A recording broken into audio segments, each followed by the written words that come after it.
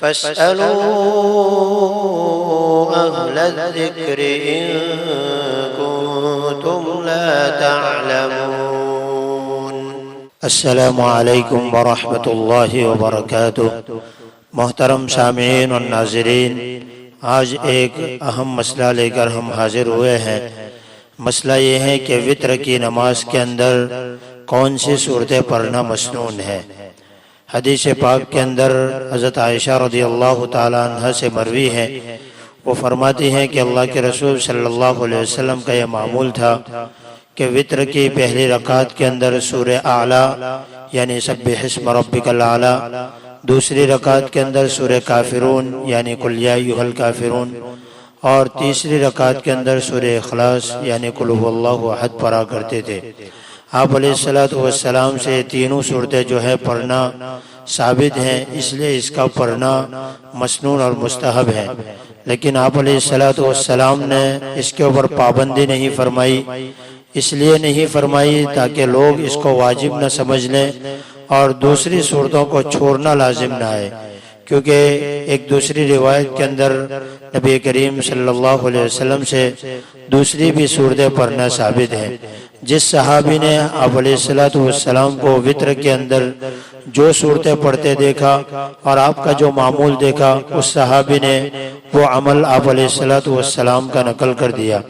چنانچہ عمدۃ الرعیہ کی ایک روایت جو ہے ہمارے گجرات کے مفتی اعظم حضرت مولانا مفتی عبدالرحیم لاجپوری نور اللہ مرقدہ نے نقل کی ہے، وہ یہ کہ اس عبارت کے اندر وتر کی مسنون قرات کی تین صورتیں بیان فرمائی گئی۔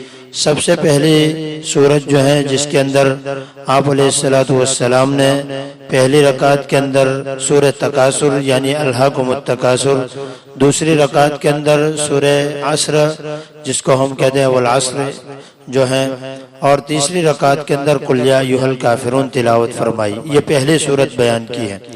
دوسری صورت جو بیان کی ہے اس کے اندر جو ہے پہلی رکعت کے اندر سورہ قدر انا انزلناہ فی لیلۃ القدر، دوسری رکعت کے اندر سورہ نصر یعنی اذا جاء نصر اللہ والفتح، اور تیسری رکعت کے اندر سورۃ اللہو یعنی تبت یدا ابی لہب وتب، یہ بھی آپ علیہ السلام نے جو ہے تلاوت فرمائی ہے۔ تیسری صورت جو ہے اس کے اندر پہلی رکعت کے اندر جو ہے سورہ زلزال یعنی اذا زلزلت الارض زلزالہا، دوسری رکعت میں سورہ کوثر یعنی انا اعطیناک الکوثر، اور تیسری رکعت کے اندر سورہ اخلاص یعنی قل ھو اللہ احد تلاوت فرمائی۔ یہ تمام صورتیں جو ہیں حدیث پاک سے جو ہیں آپ علیہ السلام سے پڑھنا ثابت ہیں۔ یہ اس لیے کہ جس صحابی نے آپ علیہ السلام کو جن صورتوں کو پڑھتے دیکھا، اس صحابی نے اس عمل کو نقل کر دیا۔ اس لیے آدمی کو چاہیے اور امام حضرات کو بھی چاہیے کہ تمام صورتیں باری باری پڑھا کرے، تاکہ لوگوں کے سامنے بھی یہ بات آئے کہ نماز وتر کے اندر صرف سورہ اعلیٰ، سورہ کافرون اور سورہ اخلاص پڑھنا ثابت نہیں ہے، بلکہ دوسری بھی صورتیں پڑھنا آپ علیہ السلام سے ثابت ہے۔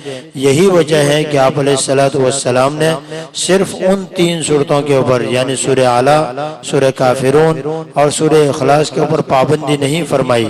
یہ صرف اسی لیے آپ علیہ السلام نے پابندی نہیں فرمائی تاکہ لوگ اس کو واجب نہ سمجھ بیٹھیں، اور جو دوسری صورتیں پڑھنا ثابت ہیں اس کو چھوڑنا لازم نہ آئے۔ اس لیے آدمی کو چاہیے کہ ہر روایت کے اوپر عمل کریں، تاکہ آپ علیہ السلام سے جتنی بھی صورتیں پڑھنا ثابت ہیں اس کے اوپر آدمی کا عمل ہو جائے۔